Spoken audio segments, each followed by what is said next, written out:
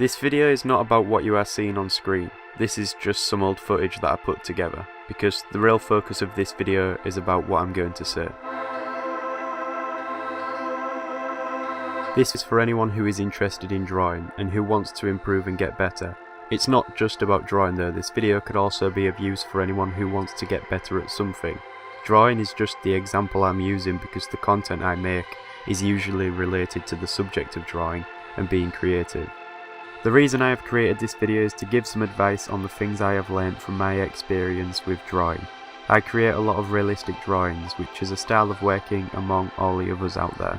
It's not the only way of working, there is a wide variety of different styles and different artists who create their own artwork, but whether you are interested in realistic drawing or not, I hope that the advice I give in this video can be of some use. So let me get a piece of paper and a pencil. I'll do some drawing, and over that I can talk about what you should do to get better at it. So I've decided to put this one first because I think it's essential if you want to learn and improve at a fast rate, and that is to draw every day. It might sound like a bit of a task to make time to draw every day, but it doesn't have to be a full drawing. It could be as simple as creating a small sketch in a sketchbook or doodling on a piece of paper. As long as you put yourself in the process of either studying the subject or an image and drawing it, or even drawing from memory using your imagination. Drawing is about the process, and the more you do it, the more natural and easier it'll become. It doesn't have to be a different drawing every day. Instead, you could work on one drawing over time. Carrying out the act of drawing each day will help you improve really fast. Don't worry about not being happy with a drawing or how it looks. The result doesn't matter because it's a process of learning. Just draw and keep drawing, and over time you'll improve. Next up is being patient, which is essential not just in the drawing process but also whilst you are learning. It's not going to happen overnight, so you have to be patient and put in the work to improve. You also have to be patient during the actual drawing process. For instance, if you are working on a big drawing with a lot of detail, it's going to take a long time and you will most likely end up working on it over a few days. I've had drawings that I work on over a few months, taking over 100 hours, so patience is important, and I suppose that almost ties into dedication as well. I think when patience and dedication come together, you can guarantee that the end result will always be better, and that's because when you allow yourself the time to improve and you still dedicate time to practicing your craft, eventually the results will naturally show and you will no doubt improve with whatever it is you are practicing. Alright, so the next one, don't be afraid to make mistakes. It's a common phrase to not be afraid of making mistakes, but this goes a long way in learning to draw. As you are learning and improving, you are no doubt going to make a lot of them, and that's perfectly normal. But it's really the perspective you have on making them that matters the most, because some people lose confidence when they make mistakes. Maybe a drawing doesn't look quite as good as they had hoped, and so they decide not to try again. You see these types of situations a lot, and so you need to change the outlook you have on it. You can't practice anything without making mistakes at first. It's the way it works, and the more you practice, the less we make them. And that's because we learn from them. So if you draw something and you aren't happy with the result, see it as a step forward, look at where you went wrong and why you don't like it. Try and recognise your weaknesses, and then you can work on improving them. Don't feel discouraged, especially when it comes to drawing, because no matter how it looks, it's still a drawing at the end of the day. As long as you are practicing, you are doing the best thing you can, so keep making mistakes and keep trying.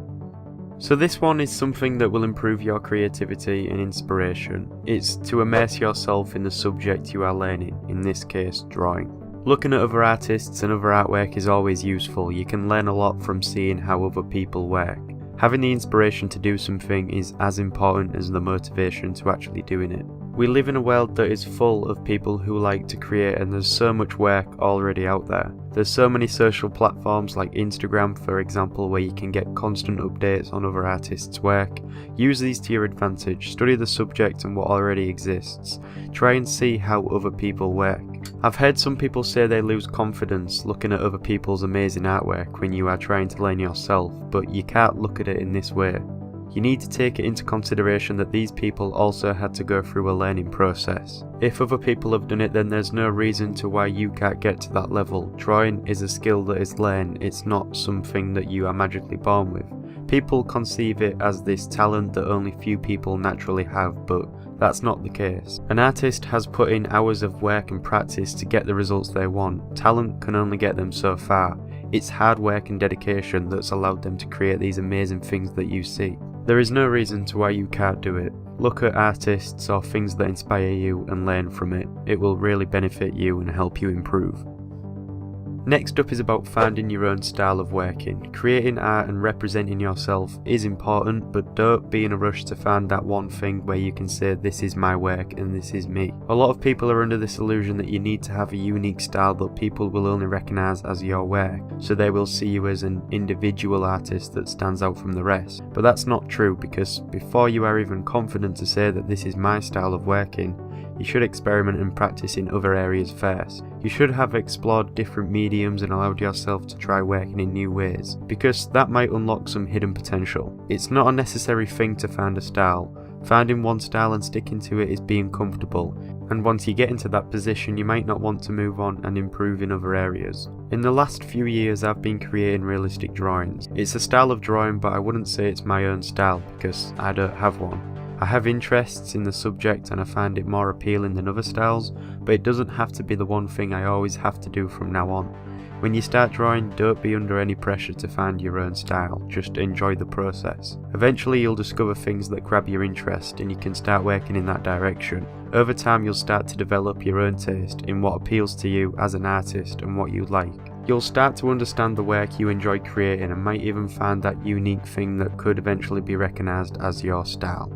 So the next piece of advice I can give is to use everything available, every tool at your disposal to help assist your work and improve your drawing. I'm talking about things like using drawing methods like construction lines and grids. Planning out your drawing before working into it more permanently is always a good idea. Using reference images is another thing that helps and that most artists tend to do. A lot of people use several reference images that they can relate back to, especially when they need that extra bit of assistance and a reminder of what something might appear like.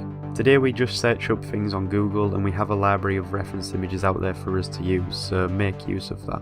And so finally, that pretty much concludes this video and the advice I wanted to give you. If you are looking to get better at drawing, or maybe you are just starting out drawing and are a beginner, these are things that I wish I knew when I had first started. This video was more or less on the subject and mental aspect of improving to draw. We didn't really cover any techniques, so I might do another video looking at some methods surrounding the actual drawing process. But nonetheless, I hope you found these useful. If you did, then feel free to subscribe. I create a lot of drawing related content. In a later video, I'll also finish off this drawing that we have started, so keep an eye out for that. And I'm also looking forward to creating more helpful videos like this. With that being said, thank you for watching.